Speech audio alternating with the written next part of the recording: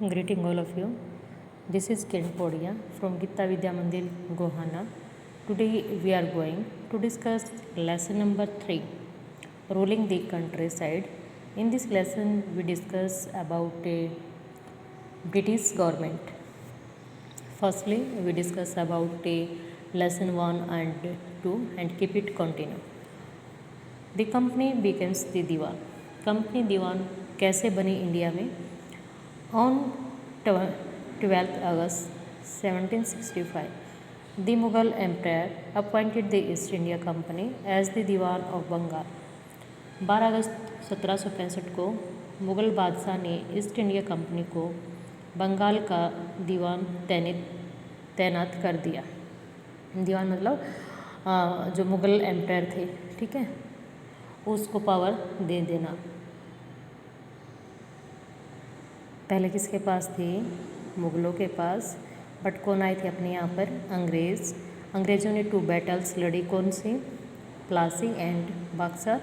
बक्सर की जो लड़ाई थी वो 1764 में थी। तो उसमें जीत जाने के बाद फिर जो मुग़ल शासक थे उन्होंने ईस्ट इंडिया कंपनी को बंगाल का एरिया दिया कि आप यहाँ पर अधिकार करें। The actual event most probably took place in Robert Clive tent. इस बात की पूरी संभावना कि यह घटना कुछ ही लोग अंग्रेज़ और हिंदुस्तानी जो वहाँ पर मौजूद थे, किसके टेंट में? रॉबर्ट क्लाइव के, with a few English man and Indians as witness, जो वहाँ पर उसमें उपस्थित थे। But in the painting above the event is shown as a majestic occasion taking place in a grand setting. The painter was commissioned by Clive to record the memorable events in Clive life. यानी जो ऊपर picture दिखाई गई है चित्र में, एक भव्य समारोह का आयोजन दिखाया गया है, मतलब कोई आयोजन जैसे कि इसमें दिखाई दे रहा है। यह चित्र उस चित्रकार ने बनाया जिसे रॉबर्ट क्लाइव ने अपने जीवन की अच्छी अच्छी घटनाओं को चित्रित करने का जिम्मा दिया था। अब क्या करते थे? ऐसा करके अपने आप को एक रिप्रेजेंटेटिव के रूप में प्रस्तुत करते थे और अपने आप को रूरल रिप्रेजेंट करने के लिए अंग्रेज़ों ने ऐसा किया। द ग्रांट ऑफ दीवान clearly was one such event in British imagination. अंग्रेज़ों के लिए एक बहुत ही बड़ी घटना थी बंगाल की दीवानी मिलना। एज दीवान the company became the chief financial administrator of the territory under its control. दीवान के तौर पर कंपनी अपने नियंत्रण वाले भूभाग के आर्थिक मामलों की मुख्य शासिका बन गई कि इनका ही पूरा अधिकार हो गया। Now it had to think of administering the land and organising its revenue resources. इसके लिए उसे अपना रास्ता ढूंढना और लोगों के लिए ज़मीन थी, जैसे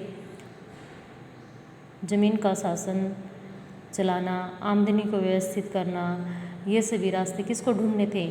ब्रिटिश ईस्ट इंडिया कंपनी को, कि जो ज़मीन है इसको किस प्रकार से यूज किया जाएगा। This had to be done in way that could yield enough revenue to meet the growing expense of the company. A trading company has also to ensure that it could buy the products it needed and sell it what it want. इससे company को क्या होगा? Company के जब खर्चे बढ़ेंगे, उन बढ़े हुए खर्चों को पूरा करने के लिए हम ये रिवेन्यू मतलब इनकम की ज़रूरत होगी। व्यापारिक कंपनी के नाते उसे यह भी ध्यान रखना था कि वह अपनी ज़रूरतों की चीज़ें खरीदे और बेचती रहे और जैसी कीमत चाहे उसकी वो निर्धारित कर सकती थी।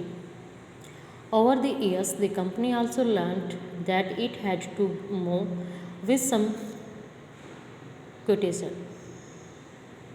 समय के साथ कंपनी को यह भी समझ में आने लगा कि उसे सावधानी के साथ आगे बढ़ना होगा। Being an alien power, it needed to pacify those who in the past had ruled the countryside. बाहरी ताकतें मतलब बाहरी क्या थी? ये पावर थी, शक्ति थी, होने की वजह से उसे अब उन लोगों को भी शांत रखना था जो क्या करते थे? गांव में अब पहले शासन चला चुके थे, जैसे कि मुग़ल एम्पायर थे। तो मुग़लों ने जो पावर्स वहाँ के लोगों को दी कंट्री साइड का मतलब जहाँ पे हिस्ट्री में आए तो इट मीन्स विलेज को रिप्रेजेंट करता है ये। और जो उनकी पावर्स थी उनका वो अपना यूज कर सकते थे पावर का, जिनके पास अभी भी काफ़ी ताकत और सम्मान था। जैसे गांव में सरपंच होता है तो सरपंच को काफ़ी पावर होती है। Those who held local power had to be control but they could not be entirely eliminated. तो उन्हें क्या होगा, स्थानीय सत्ता में जो रह चुके होंगे नियंत्रण करना तो उनको ज़रूरी था, लेकिन उन्हें ख़त्म नहीं किया जा सकता। क्यों नहीं किया जा सकता? क्योंकि वो उस गांव के नेटिव होते थे। तो इस प्रकार से कैसे कंपनी पॉलिसीज़ बनाएगी, कहाँ पर, ग्रामीण इलाकों को अपने अंडर में लेने के लिए, ये हम स्टडी करेंगे। Revenue for the company, company की आमदनी यानी आय कैसे आती थी। The company had become the दीवान, कंपनी दीवान तो बन गई, but it still saw itself primarily as a trader, लेकिन अभी भी वह खुद को एक व्यापारी ही मानती थी। It wanted a large revenue income, और वो बहुत भारी भरकम में क्या चाहती थी, इनकम लगान चुरा चाहती थी, जिससे कि उसका फ़ायदा हो सके। But was unwilling to set up any regular system of assessment and collection, लेकिन उसके आकलन और वसूली की कोई नियमित व्यवस्था करने में वो सफल नहीं हुई। आकलन या ऐसे सिस्टम बनाना जिसमें आम जनता से आराम से रिवेन्यू कलेक्ट किया जा सके। The effort was to increase the revenue as much as, और उनकी यह कोशिश थी कि वह ज़्यादा से ज़्यादा आय या राजस्व हासिल कर सके। It could and buy fine cotton and silk cloth as cheaply as possible, और जितना हो सके कम से कम कीमत पर कॉटन और सिल्क को प्राप्त कर सके। Within 5 years the value of goods bought by the company in Bengal doubled, यानी 5 साल के भीतर बंगाल में कंपनी द्वारा खरीदी जाने वाली चीज़ों का मूल्य क्या हो गया, दोगुना। क्यों? क्योंकि वो क्या करते थे, यहाँ से जो वस्तुएं खरीदते थे, कॉटन, सिल्क, ये सारा यूरोप में जाता था। Before 1865 company had to purchase goods in India by importing gold and silver from Britain. 1865 से पहले कंपनी ब्रिटेन से सोना और चांदी का आयात करती थी और इन चीज़ों के बदले सामान खरीदती थी। इट मीन्स इंडिया को से कोई भी वस्तु खरीदनी है तो उसकी पेमेंट गोल्ड और सिल्वर में होती थी। Now the revenue collected in Bengal could finance the purchase of goods for export, लेकिन अब क्या करने लगे, इन चीज़ों के बदले सामान खरीदती थी। अब बंगाल में इकट्ठा होने वाले पैसे से ही निर्यात के लिए चीज़ें खरीद रही थी। अब उसको गोल्ड और सिल्वर देने की ज़रूरत नहीं थी, क्योंकि टैक्स के रूप में उसको वहाँ से पैसा मिल रहा था। Soon it was clear that Bengal economy was facing a deep crisis. जल्दी ही यह पता लग गया कि बंगाल की अर्थव्यवस्था एक गहरे संकट में फंसती जा रही है। Artisans were deserting village since they were being forced to sell their goods to the company at low prices. जो कारीगर थे गांव छोड़कर भाग रहे थे, क्योंकि उन्हें बहुत कम कीमत पर अपनी चीज़ें कंपनी को बेचने के लिए मजबूर किया जा रहा था। Peasants were unable to pay the dues that were being demanded from them. और किसान अपना लगान नहीं चुका पा रहे थे। क्यों? क्योंकि जो फसलें थी उन पे किसका अधिकार हो रहा था, कंपनी का। Artisanal production was in decline, जो कारीगरों का उत्पादन था वो कम होता जा रहा था। And agriculture cultivation shows science of collapse, और खेती चौपट होने की दिशा में बढ़ रही थी। क्यों बढ़ रही थी? एक तो टैक्स ज़्यादा लगा दिया, सेकंड वो अपनी मर्जी की फसलें जो है वो ग्रो करवाने लगी। तो इंडियंस जो पीजेंट्स थे वो फ्री नहीं थे कि किस प्रकार का उत्पादन वो अपने खेत में करें। Then in 1770 a terrible famine killed in 10 million people in Bengal. About 1/3 of population was wiped out. 1770 में वहाँ पर क्या आता है, एक अकाल पड़ जाता है, करोड़ों लोगों की मौत हो जाती है और 1/3 आबादी लगभग वहाँ की समाप्त हो जाती है। कहाँ की स्टडी है ये? वेस्ट बंगाल की, क्योंकि वेस्ट बंगाल हमारा वो एरिया है जहाँ पर अंग्रेजों ने सबसे पहले अपना अधिकार किया। बंगाल, बिहार, उड़ीसा को अपने अंडर में लेते हैं और अधिकार करते हैं। Next is that the need to improve agriculture. अब जो खेती है उसमें सुधार करने की आवश्यकता। If the economy was in ruins, अगर अर्थव्यवस्था किस में है, संकट में है, could the company be certain of its revenue income, तो क्या कंपनी अपने राजस्व आय के बराबर के बारे में कुछ आश्वस्त हो रह सकती है कि भाई हाँ हमें कुछ करना चाहिए, नहीं करना चाहिए। जब उसकी इनकम कम होगी तो इट मीन्स वो इसमें इम्प्रूव करने की बात कहेगी।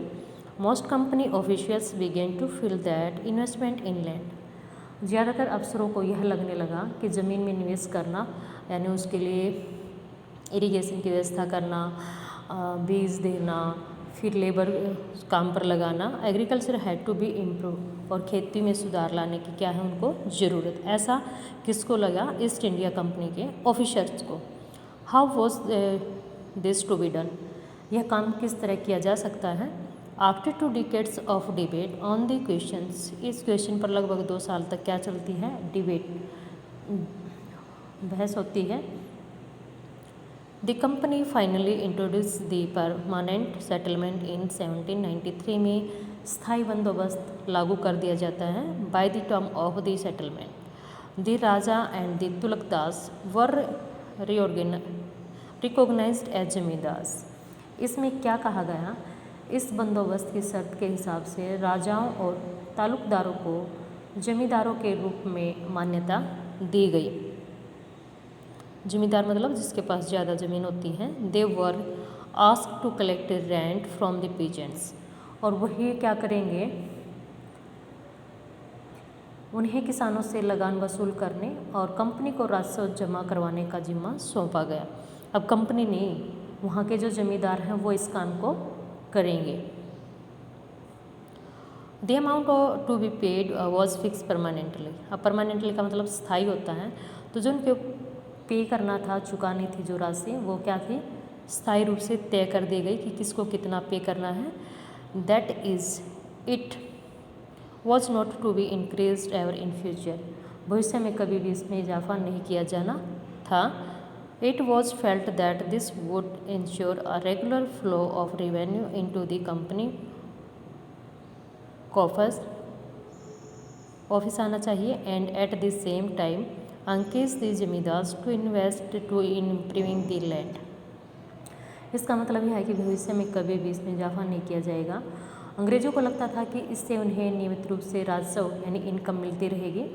जमींदारों को ज़मीन में सुधार के लिए खर्च करने को प्रोत्साहन दिया जाएगा कि वो कुछ जैसे बीज खरीद सकते हैं, पेस्टिसाइड्स खरीद सकते हैं, और इसको कंपनी क्या है? पैसा प्रोवाइड करवाएगी। Since the revenue demand of the state would not be increased, इससे क्या होगा कि राज्य की ओर से राजस्व की मांग बढ़ने वाली नहीं थी। द जमींदार would benefit from increase production from the land, इसलिए जमींदार बढ़ते उत्पादन से किसमें फ़ायदे में रह सकते हैं। उत्पादन बढ़ेगा तो कंपनी को भी फ़ायदा होगा और जमींदार को भी इसमें फ़ायदा हो सकता है। तो इस प्रकार से जो परमानेंट सेटलमेंट है ये लागू कर दिया जाता है कब? 1793 में।